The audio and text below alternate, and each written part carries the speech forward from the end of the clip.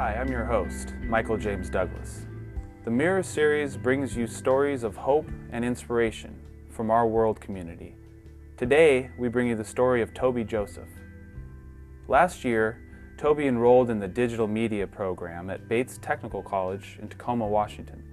While being 40 years old and enrolling in college for the first time is inspiring, Toby had to face some incredible challenges in his life just to get here. Let's take a look at Toby's story. I had two children that passed away, two boys, twins. A year later, I had a 7-month-old daughter that passed away.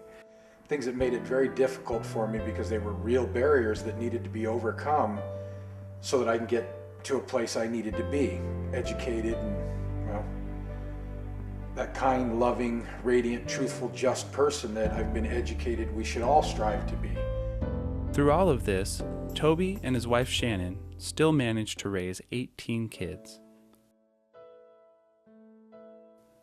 Some their own, some belonging to relatives who couldn't care for them, and some who simply had nowhere else to turn.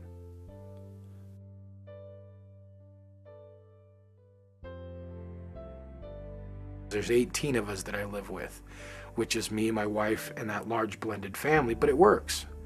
And it works because we have a spiritual foundation that we operate from. But what makes Toby's story so compelling is through all these challenges in his life, he never stopped searching for a way to help others. He's a good dad, and he tries his best to keep our family together. I was 7, I think, and ever since then, Toby's been there. He's been more of a dad to me than my real father. He opened his house and let me stay with him because I didn't have nowhere else to go. I can't take care of everybody, because to me that's also what family means, is taking care of each other. But if I take care of me, then I'm in a good place and I can take care of my wife. If we're in a good place, I can then take care of my kids. As a family, if we're in a good place, we can then take care of our community. If our community family's good, then we can branch out to our city, our nation, and ultimately the world. Tell me about the conversation you had with your wife when you decided to enroll in digital media. How was that? This is the first day of my life. Any conversation with my wife about wanting to go back to school, I can remember intimately, because we had talked about things up to then in a different way.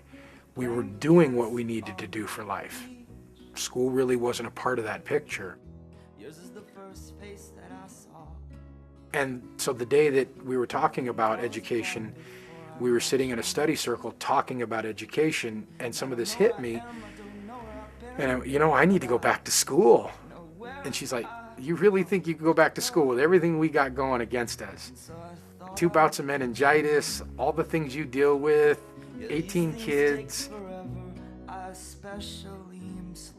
Come on, time to wake up, baby. But I realized that I need you, and I wondered if I could come home.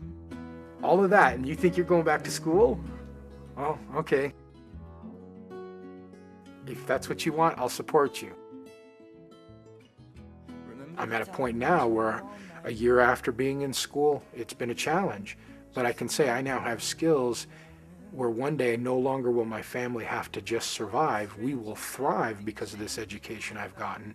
And all of it stems back to that day in that study circle where I made this connection. Wow, these writings and what I am interpreting from these writings and that messenger of God, Creator seems to think education is really important. And so who was I to argue with that kind of guidance from that kind of a source? I had to figure out in my life, how do I do that? We just have to wait and see. But I'd rather be working for a paycheck than waiting to win the lottery. Besides, maybe this time it's different. I want to be able to take these skills and become a documentarian in the Native community. So because of these skills, I'm being invited to come and document our history as it's happening. But that's what education has given me. And out of that, I can now do those noble things that I hope one day will be my legacy for life.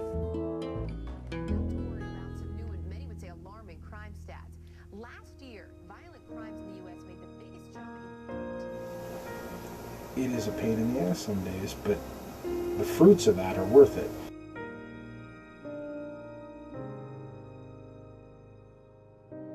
Because a lot of our youth don't have anything. I mean, a lot of these binders I have back here, they're focused on community development, urban development in context to Native Americans and those of us, and that's about 70% of us that are off the reservation, living in cities and falling between the cracks. Well, consequently, our kids fall then through the cracks, and the kids that do that, they've got the gangs, they've got the streets out there waiting to catch them. And we've had enough years of that's where a lot of our youth are, to the point where on the east side of Tacoma, the 5th largest Native population in the country, in the last 5 years, there's been over 30 kids that have died because of gang, drug, alcohol, suicide, that I know of, and probably more than that. I had last counted around 18, 19 kids, and my son goes, you know, Dad, we've got a lot of friends, and at last count, I was more like 30, 32 kids. And that's not even all the kids that I know that have died. Those are just the ones I've counted as people I know, friends. You know, and then how much I count myself lucky that at this point, every one of my kids is in school and doing well. If there were one statement like that that I suppose would be my legacy or an epitaph on my headstone, I would hope that it said, "Here lies Toby Joseph, a world citizen who helped to bring about change and the unity of mankind."